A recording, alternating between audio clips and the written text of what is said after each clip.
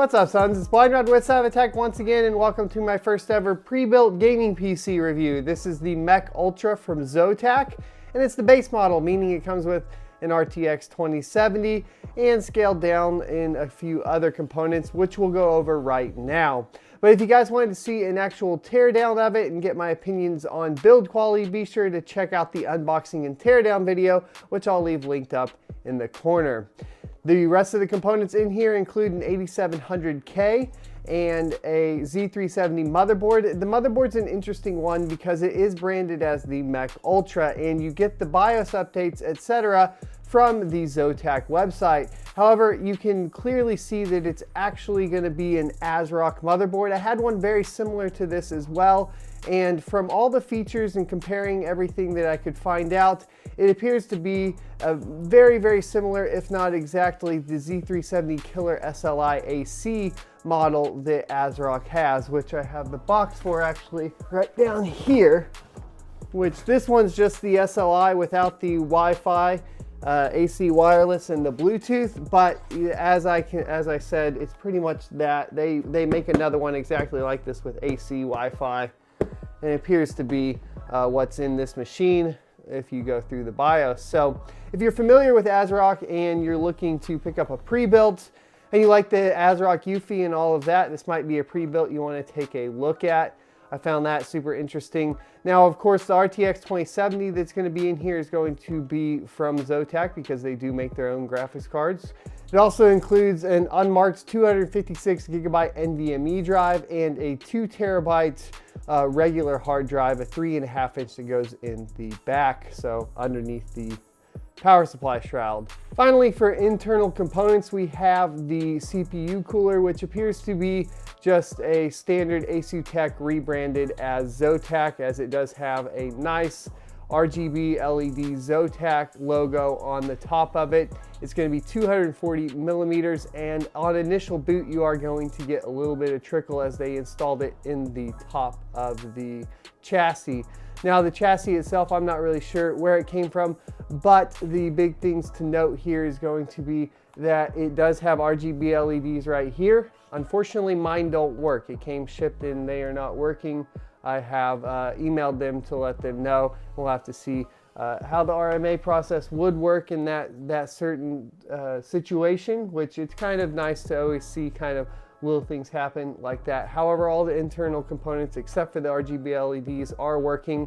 You can control them with an application called Spectra, and it's on the ZOTAC website. A complaint there is that it's good and bad. None of the software got pre-installed on the system, so you're talking about getting a system with a completely fresh, clean install of Windows 10 Home, and it's not going to have any bloatware whatsoever. But in the manual and everywhere else, I couldn't, or at least failed, to find any information on how to change the RGB LEDs, and I had to actually navigate to the website, download the Fusion software as well as the Spectra software, and the Firestorm software as well as the Spectra software, to try and find which one would allow me to go ahead and change those RGB LEDs. So I think they could perform that a little bit better either in a manual or maybe just something on the desktop. However, I really like that they have a pre-built here that comes with a complete fresh install of Windows with no bloatware. That being said, the only thing that they did forget to do was to initialize the 2 terabyte hard drive. So you only see on initial boot the 256 gigabyte NVMe drive. And if you're talking about a pre-built, you're talking about selling it to potentially people that don't really have the knowledge to go in and create partitions, etc.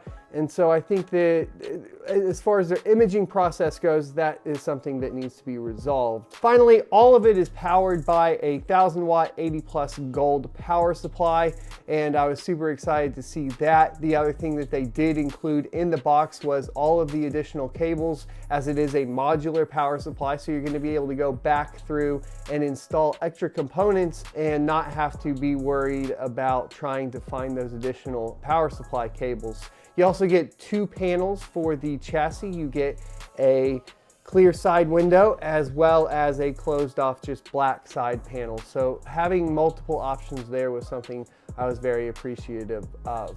Now the front actually has two 200 millimeter fans and a rear exhaust 120 millimeter fan.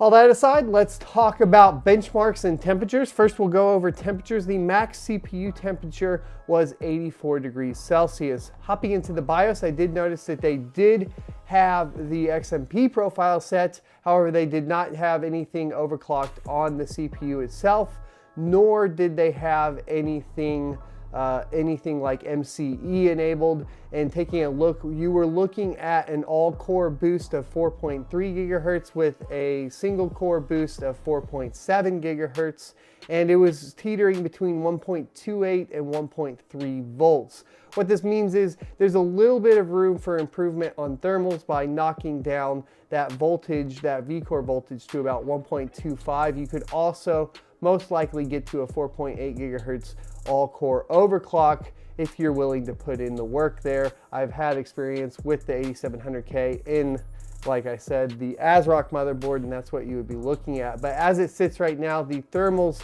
are teetering on that TJ Max, and you want to be a little bit careful. I think you have about a delta of about 10 degrees Celsius right there before throttling kicks in. Now on the GPU, it got interesting too.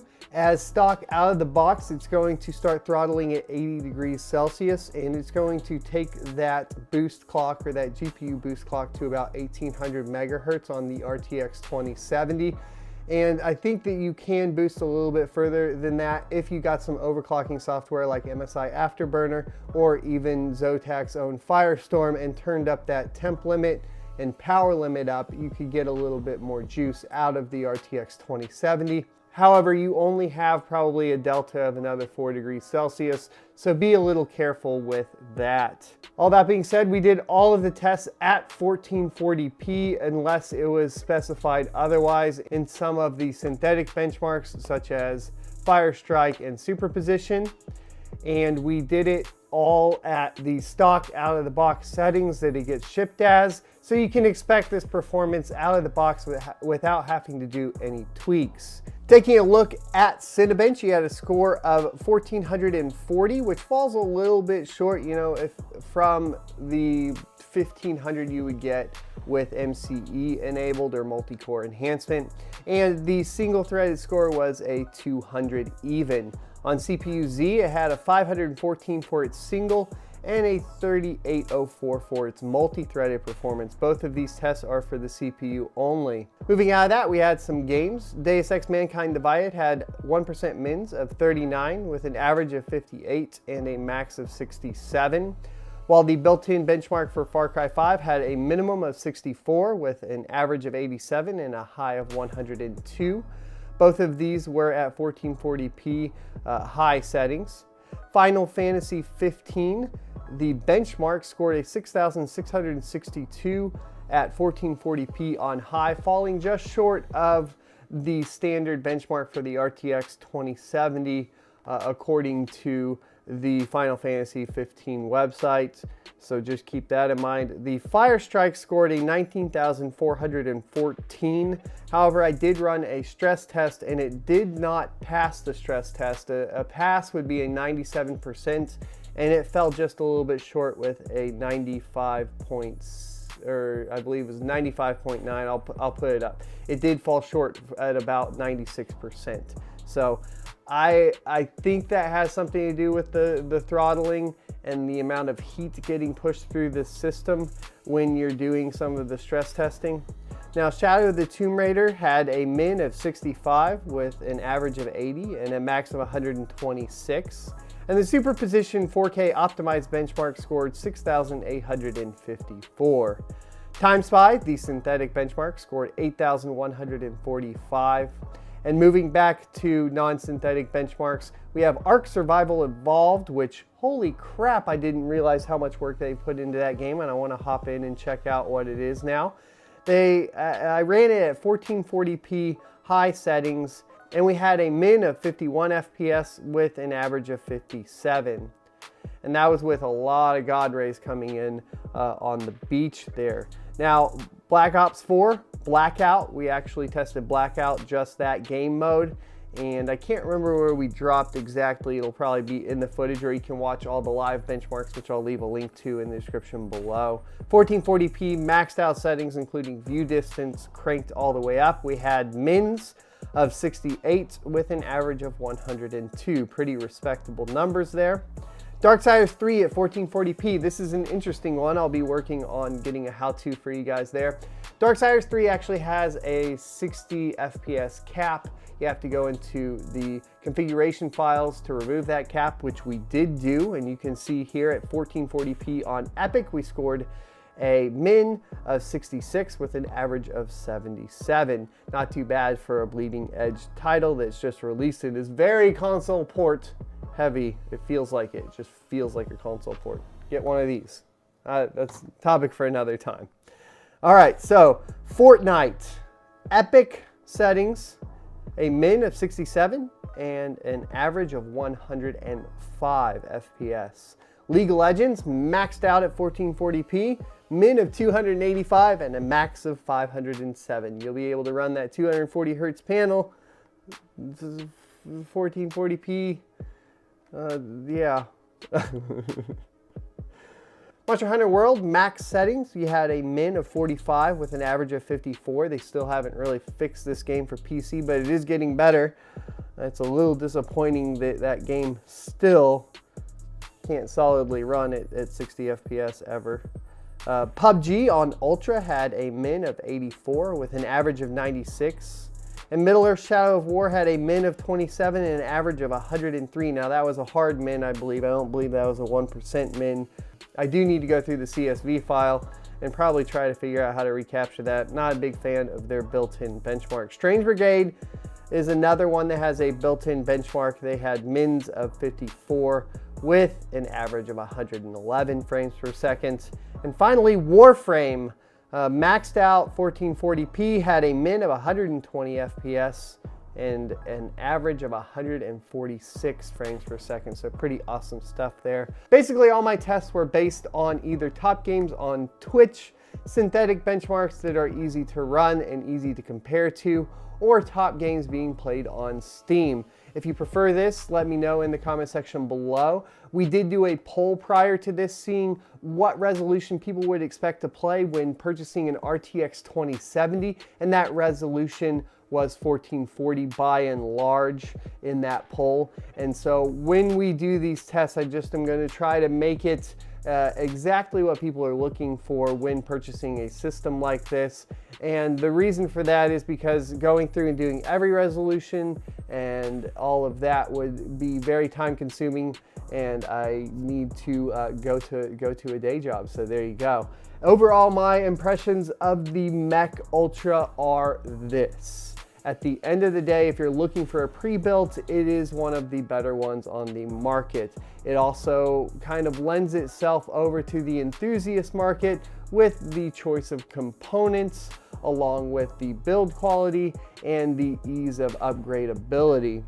Now, there's inherent issues with the Z370 platform and the 8700K in particular that revolve around heat, etc., that you can definitely see have affected this system. We did see throttling, of course, on the CPU as well as throttling on the GPU. And really, with the amount of power required by the components in the system and it pretty much being air-cooled on the GPU and a smaller, 240 millimeter rad all-in-one cooler for the CPU, the temperatures are exactly where I would expect it. I was going to go over some overclocking, however, after taking a look at the system, I don't think that we really have any overhead to overclock either the GPU or the CPU unless we made some modifications to the cooling solution for the CPU. Now on the GPU, I think we could do some overclocking on. I would like to also rip that out and throw it on a test bench. I have another RTX 2070 from EVGA up there and try to compare those two. I haven't gotten all of my testing for that one done yet because my test bench is all in pieces, but there you go. Thanks for watching. Hope you guys enjoyed this review of the ZOTAC MEK Ultra. You can find the Amazon affiliate link in the description below.